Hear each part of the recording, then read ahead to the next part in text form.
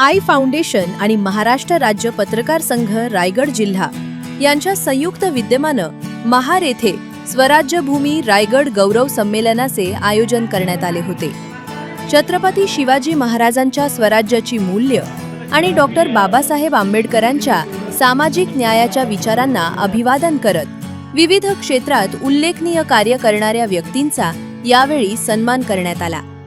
या सोहळ्यात पेड तालुक्यातील मांगरूळ येथील मावळा प्रतिष्ठानचे संस्थापक अध्यक्ष मंगेश दळवी यांना महाराष्ट्र युवा प्रेरणा पुरस्कार प्रदान करण्यात आला।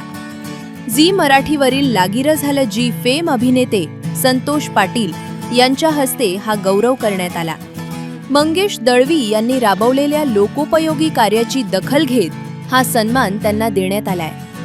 त्यांनी 2 गावांमध्ये सौर ऊर्जा प्रकल्प यशस्वीपणे कार्यान्वित केला असून शासनाच्या विविध योजना तळागाळातील नागरिकांपर्यंत पोहोचवल्या आहेत। याशिवाय अपघातग्रस्तांच्या मदतीसाठी मावळा प्रतिष्ठानच्या माध्यमातून मोफत रुग्णवाहिका सेवा देऊन त्यांनी समाजात एक आदर्श निर्माण केलाय। या कार्यक्रमाला उदय भाऊसाहेब वाघेरे, आई फाउंडेशनचे संस्थापक अध्यक्ष डॉक्टर विनोदराव मोरे, समृद्धी पब्लिकेशनचे संचालक डॉक्टर BN खरात, महाराष्ट्र राज्य पत्रकार संघाचे सरचिटणीस विश्वासराव आरोटे, कोकण विभागीय अध्यक्ष शैलेश पालकर आणि रायगड जिल्हाध्यक्ष राकेश खराडे यांसह अनेक मान्यवर उपस्थित होते।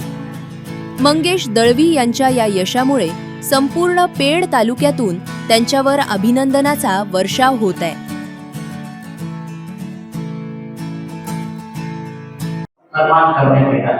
स्वराज्य भूमी संस्था आई फाउंडेशन भारत या संस्थेकडून आज सामाजिक कार्य केल्याबद्दल आपण जे गावांमध्ये म्हणजे महाराष्ट्राच्या धर्तीवरती कोकणातलं पहिलं असं आपण जे सोलर रहित गाव केलेलं आहे।